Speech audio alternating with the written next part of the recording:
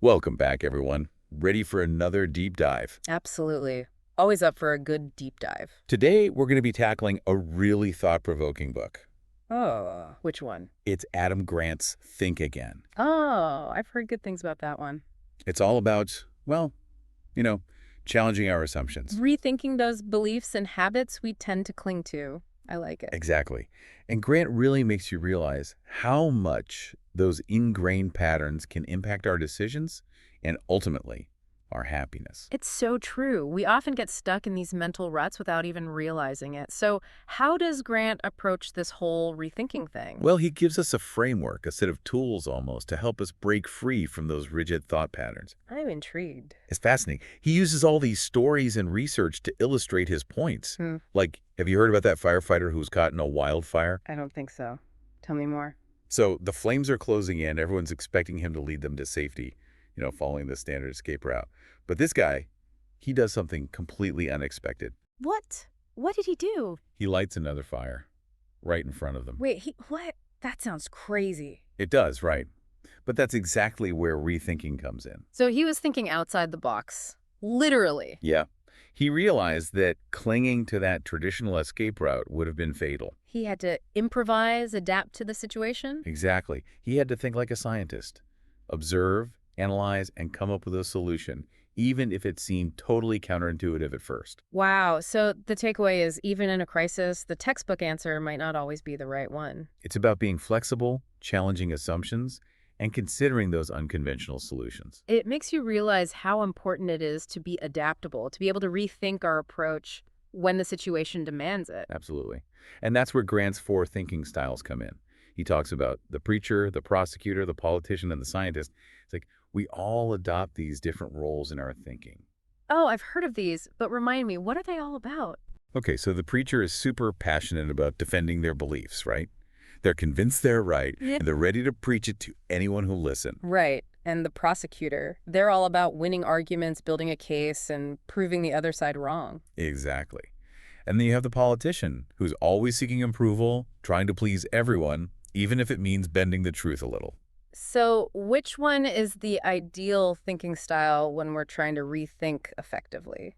Grant argues it's the scientist. They're the ones who are open to new evidence, willing to change their minds when presented with better data, and they approach knowledge with this like genuine curiosity.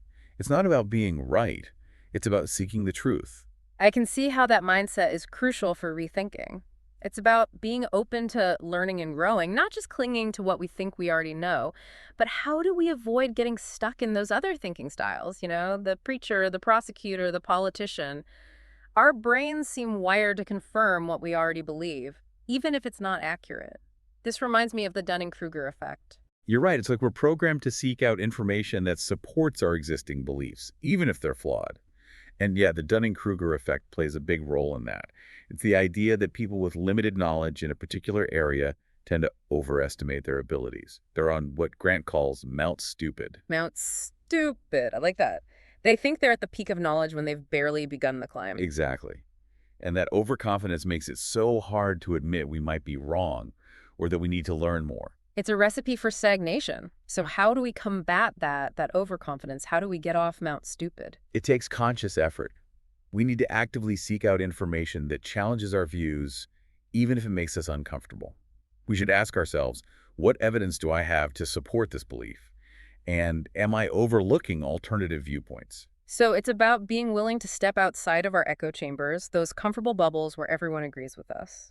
It is. It's about intentionally engaging with perspectives that might make us squirm a little, reading articles from sources we typically avoid, having those tough conversations with people who hold different opinions. It's about cultivating intellectual humility, admitting that we don't have all the answers, and being open to learning from others, even when it's challenging. Which honestly can be really hard. It can, but it's essential if we want to grow and evolve. And speaking of being wrong, Grant has this really interesting idea about finding joy in being wrong. It seems counterintuitive, right? It does at first. But the more I think about it, the more I'm starting to see the logic. It's about shifting our perspective. We can choose to view those I was wrong moments not as failures, but as signs of growth. It's like that aha moment when you realize you've been mispronouncing a word your whole life. Embarrassing, but also kind of funny. Exactly. We can choose to laugh at ourselves, to acknowledge that we're all works in progress, constantly learning and evolving. Remember that election forecaster, Jean-Pierre Bougoms? The guy who embraces being wrong is a way to improve his predictions. Yeah. His success is a testament to the power of being open to error. He sees those I was wrong moments as opportunities for learning and growth, not personal attacks. I think we can all learn from his approach. It's inspiring, right? But it's easy to talk about embracing being wrong in theory. What about those times when we've really messed up and there are consequences? It can be tough to shake that feeling of guilt or regret. Absolutely. Those are the moments when it's even more crucial to detach our ego from our beliefs. Instead of dwelling on the fact that we were wrong, the focus should be on what we learned from the experience. It's about turning those oops moments into valuable lessons, using them to inform our future decisions. And remember, everyone makes mistakes. It's part of being human. Rethinking isn't about avoiding mistakes altogether. It's about having the courage to acknowledge them, learn from them, and move forward with a more informed perspective. But what about those times when we need to help others rethink their perspectives? Like those heated debates where everyone's dug in and refusing to budge? Those can be tough.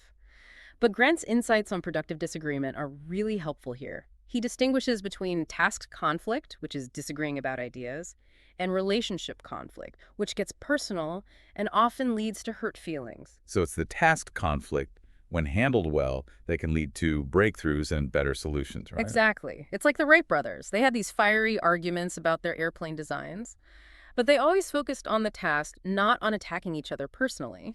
They disagreed constructively, focused on finding the best solution, not on proving each other wrong. Their mechanic even observed, I don't think they really got mad, but they sure got awfully hot.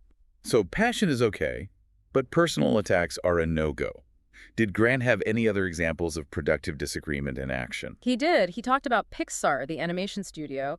They actually encourage good fights where everyone is expected to challenge each other's ideas, but in a respectful way. So it's like, I see your point, and here's how we can make it even better. That sounds like a great way to foster creativity and collaboration. It is. And it highlights the importance of psychological safety, making sure people feel comfortable voicing their opinions and challenging the status quo without fearing negative consequences. It makes you wonder how to create that kind of environment, especially in workplaces, where there's often pressure to conform. Seems like a big challenge. It is. But Grant argues that leaders play a crucial role in fostering that psychological safety.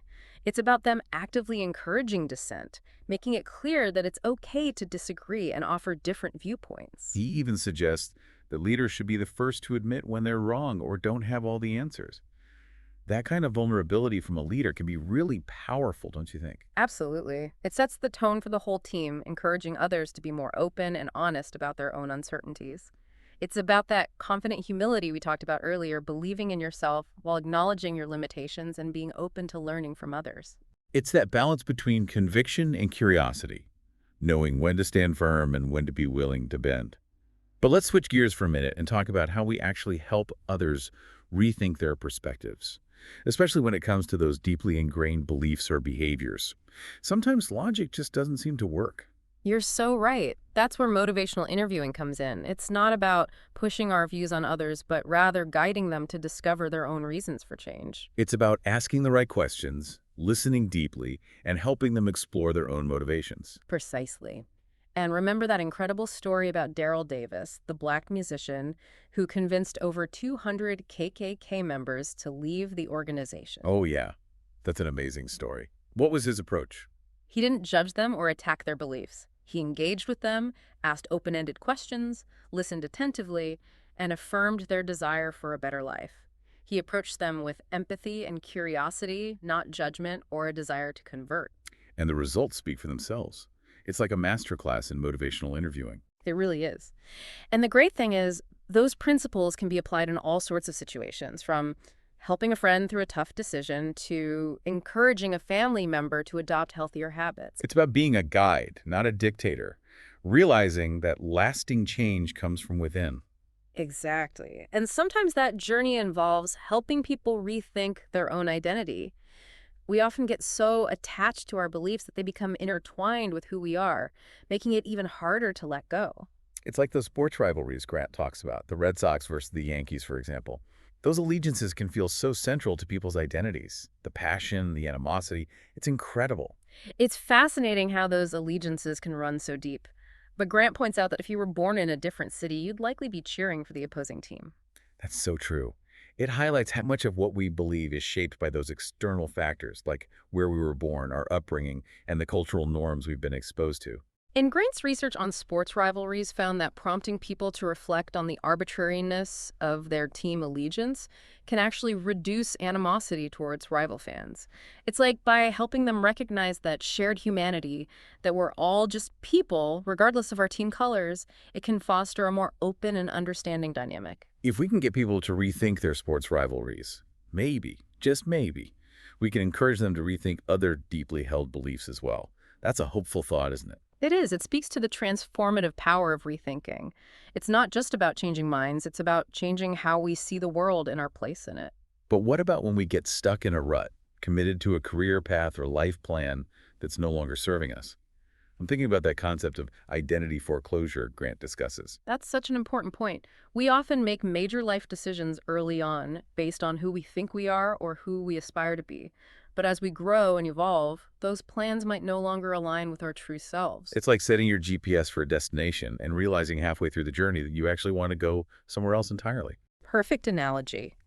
And the problem is, we often become so attached to that initial plan, to that vision of ourselves, that we're reluctant to change course even when we know we should. And Grant even challenges the concept of grit in these situations. You know, that idea that we could persevere through challenges and never give up on our goals. He argues that while grit can be beneficial in many situations, it can also trap us in an overconfidence cycle. We become so fixated on proving our initial decision was right that we fail to recognize when it's time to rethink and pivot. It's like pouring money into a failing business just to avoid admitting we made a bad investment. It's like staying in a job you hate just to prove that you weren't wrong to take it in the first place. Ouch. That hits close to home for a lot of people, I'm sure. It does. That's why it's so crucial to regularly assess our goals and plans, making sure they're aligned with who we are and what we truly want out of life. And that applies to all areas of our lives, not just careers, our relationships, hobbies, even our belief systems. We need to be willing to let go of things that no longer serve us, even if they once held a significant place in our lives. Change is inevitable, and embracing change can lead to greater fulfillment and happiness. It's about seeing ourselves as works in progress, constantly evolving and adapting. Exactly. And sometimes that evolution involves letting go of who we thought we were to embrace who we're becoming. That's a really powerful thought. And a great place to wrap up this first part of our deep dives into rethinking. We've covered so much ground already. We have, from the importance of intellectual humility to the joy of being wrong to the power of productive conflict, and we've just scratched the surface. There's so much more to explore. Welcome back, everyone. I hope you're ready to dive back into the world of rethinking. Definitely. We covered so much in part one, but there's still so much to unpack and think again. That's right. Let's pick up where we left off, exploring this whole idea of motivational interviewing. Yeah, it was fascinating to hear about Daryl Davis and how he used it to connect with KKK members. His story really highlights how effective this approach can be, even in the most challenging situations. But how does it actually work? What are the key components? Well, it boils down to three main techniques.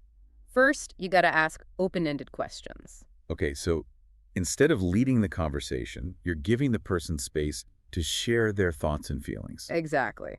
The second is engaging and reflective listening. It's not just hearing what they're saying, but truly understanding their perspective and reflecting it back to them. So it's about showing them that you're really listening, that you're trying to get where they're coming from. And the third piece is affirming the person's desire and ability to change. It's about expressing belief in their potential, even if they don't fully believe in themselves yet. It sounds simple, but I imagine it takes practice to really master these techniques. It does. It's a real shift in mindset, moving away from that expert role and becoming more of a guide.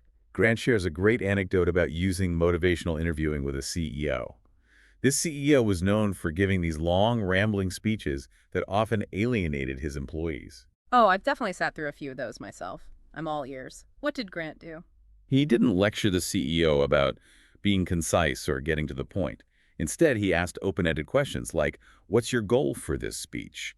And how do you think people will react to this message? Smart. He helped the CEO reflect on his intentions and consider the potential impact of his words without forcing his own opinions. It's amazing how those simple questions can nudge someone towards recognizing the need for change. And it made me realize that motivational interviewing can be a two-way street. That's a great point. We can learn as much from listening as we do from talking. By engaging in these open and honest conversations, we might just discover that we have some rethinking to do ourselves. It's that collaborative approach, working together to find the best path forward.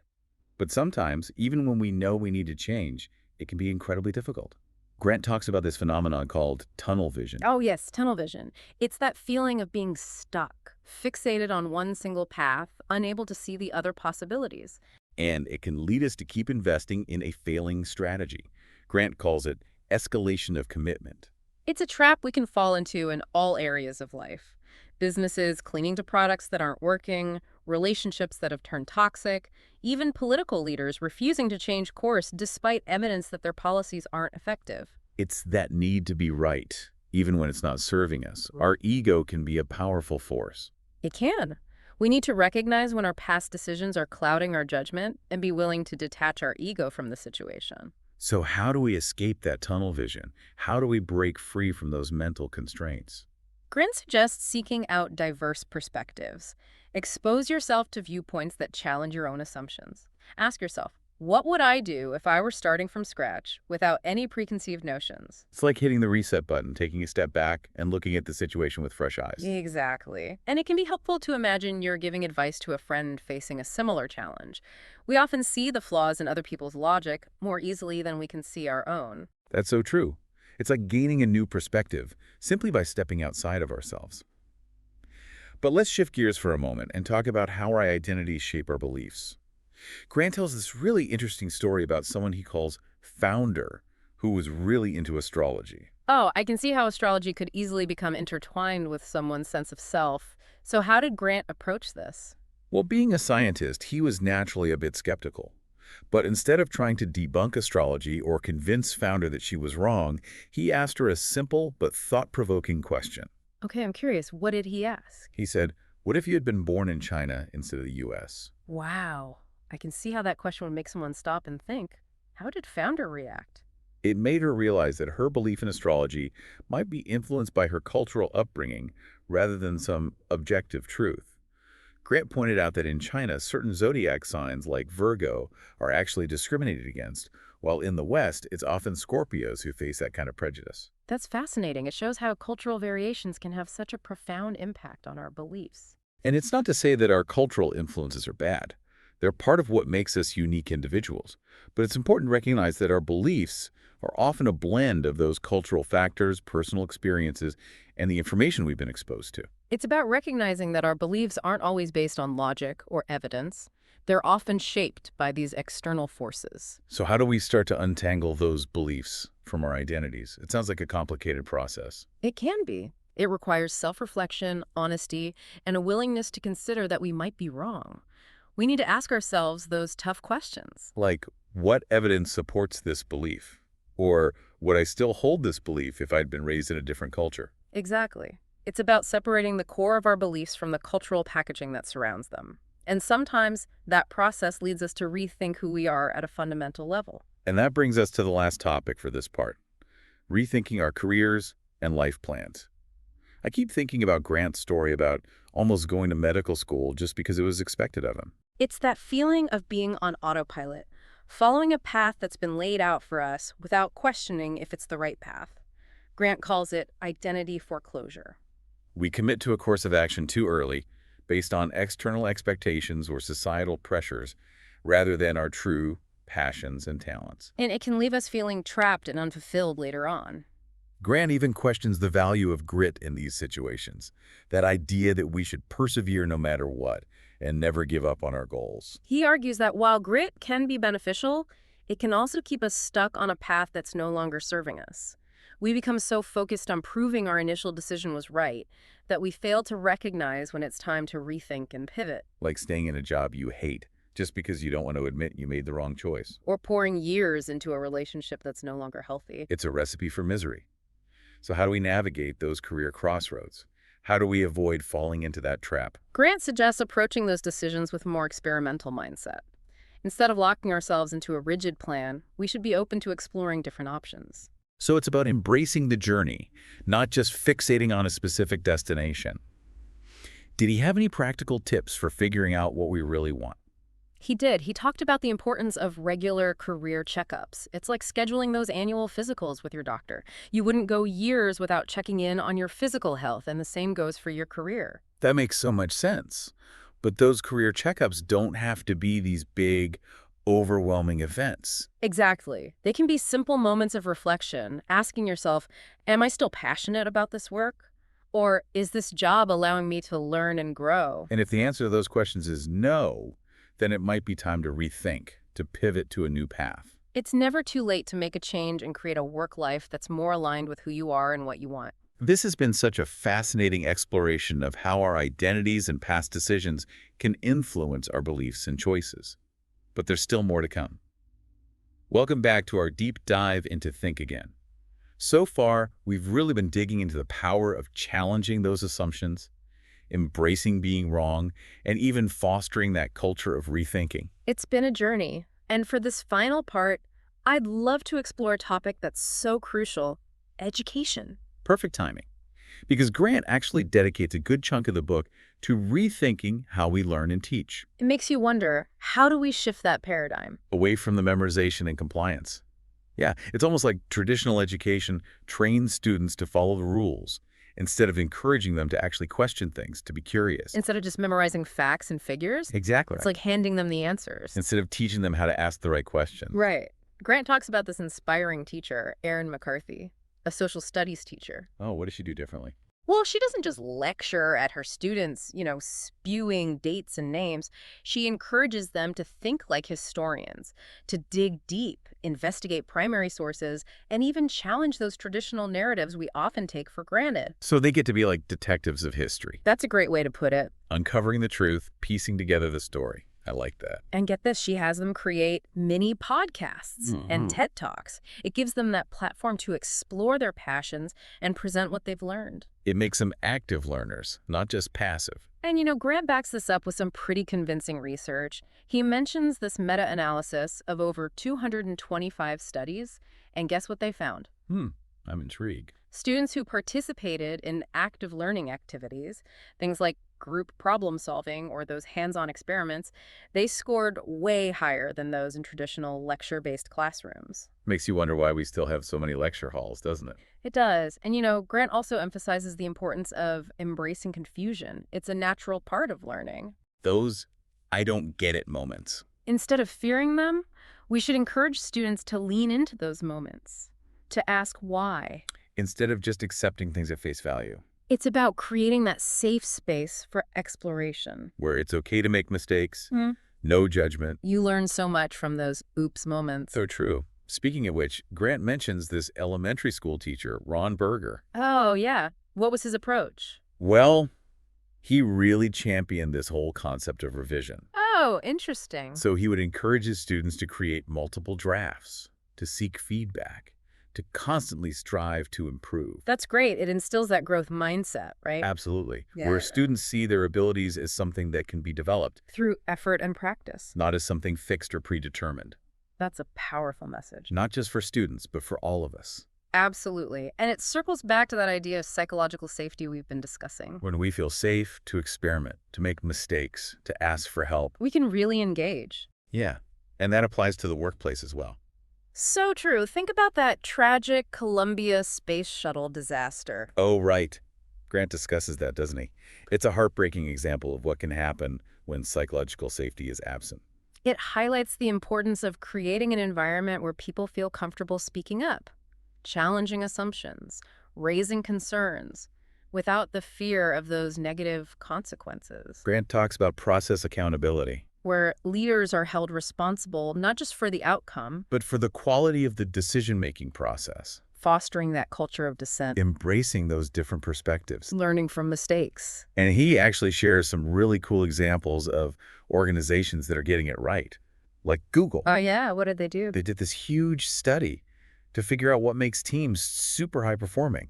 Fascinating. What was the secret ingredient? Psychological safety. That was the #1 factor. It makes sense. When people feel safe, they're going to be more engaged, more creative. Speaking of psychological safety, Grant tells this great anecdote about Amy Edmondson, a Harvard professor and the leading expert on the topic. She used to end her classes by asking, "What did we miss?" Interesting, but what's wrong with that? She realized it wasn't really encouraging critical thinking.